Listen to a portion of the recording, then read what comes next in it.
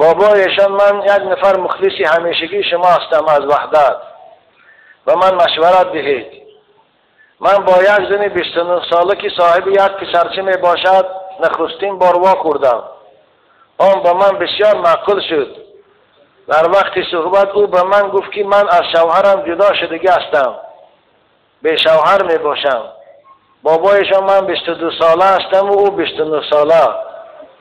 من می توانم با او عایده برپا کنم، چون که خود آن زن نیز راضی می باشد. در آخر در حق عایده امان دعای خیر کنید. بابایشان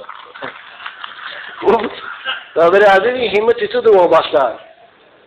اگر رفت همون عیال برای شما معقول باشد، یعنی دیگرتان دوست داشته باشید، خوب از نگاه شرع گرفتن شما هیچ خیلی ممنوعیت ندارد. خدا برای شما حلال کرده وقتی که نکاح کنید یا دیگرتان گیرید. لیکن من برای تو جوان تاکید میکنم که مبادا با پشیمان شوی. پشیمانی دارین. بعد یک شب بسانی بعد دیگه در نظر شما شوه و بیچاران دارم اونی تو این خوب نیست دادر عزیز. حکایه میکنه هارون رشید پیشش دو کنیزک آوردن برای فروختن. یکی دختر بود، او قدر حسن زیادی نداشت، لیکن دختر بود. روش میده داغ داشته است. خوب یکیش بسیار زیبای خوشرو بود، لیکن شیبه بود، بیوه بود، شوهر کردگی، رنگی خواهر موبانی ها بچه داشتن. خب پادشاه هر دو شدید و خلیفه ها کنیز میخریدن که هر دو شدید گفت اینش خیلی زیبای خوشرو، لیکن معلصف آخر شوهر کردگی است. اینش باشد خوشرو نه، لیکن دختر است آخر خوب است.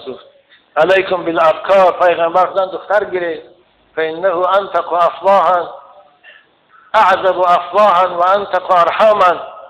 دختر گفتن یکم که زبان شیرین و دهان پاکیزه دارد، دیگه رحم پاک دارد. وقتی که جابر از رسول اکرم پرسید که یا رسول الله دعا کنیم من زن گرفتم، از گفتن چی زن گرفتی؟ گفت یا بیوه گرفتم رنگین دادر باری. گفتن چو دختر نگرفتی؟ دختر خوب بود، به او بازی میکردی، شوخی میکردی. این بیوه حوصلش گرفتیگه، شوخی هم نمیفراشت دیگه. روی حدیث است عزیزان من خوب این دادر نمیگم نگی، فقط مشورت دادشتم، اختیار دارم، زیرا که خیلی بسیار بعد یه هفته با جدا شدن در سری ما شدم. مثلا هارون رشید گفت که خوب اینش بسیار زیبا لیکن بیوه خیر. اینش دختر نازه لیکن خوشرو نه. که با او بیوه فهمید گفت که تفسیر آخر بین من و بین این یه شبه گفت. یه شبه این به من برابر میشه لیکن با حسن زیادتی من با زیادتی اسمه مونه گفت. من گیر گفت کرای گرفتن. که او دخترم او کنیزم دانا بوده. بگو آره تفسیر راست میگو بین من و بین و یک شب فرق هسته، لیکن داخل با یک شبه است که برابر 1000 شب لذت داره. دو بچه کشید. نه من به این دادر عزیز مشورت میتیم که خوب فکر کن دادر عزیز. اگر رفت و هر دو به دیگر پیمان کنه که زندگی تانه ادامه میتیر، مثل که رسول اکرم حضرت خدیجه مادر ما گرفتن زندگی شیرین داشتن، میتونه زندگی خوب یا دیگر تانه گیره باقی ندارن، کلانی و هیچی فرق نمیکنه. وقتی که شما رو حرمت کند، وقتی که شما رو دوست دارد، وقتی خوبیش است. بود عزیزان میگن زن وقتی خوبیش بین 20 تا 30 است. یه سال دیگه هم سازه. لیکن با بعد گرفتن با پشیمان شوی با فکر در دخترها رو بدو بیچاره با دنی میره موند، اینش خوب نیست. برای من نصیحتی من برای تو همون نصیحتی است که رسول اکرم برای جابر کردن.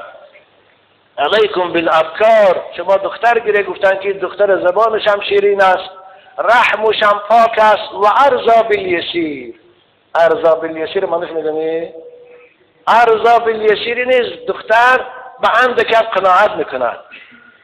شاید بیوه مردم اگر اوشوی پیشنگیشت نفسر کت خوردگی باشد، لباسای خوشرو با اون طرف شما است و شاید دادشی تو قناعت نکنه.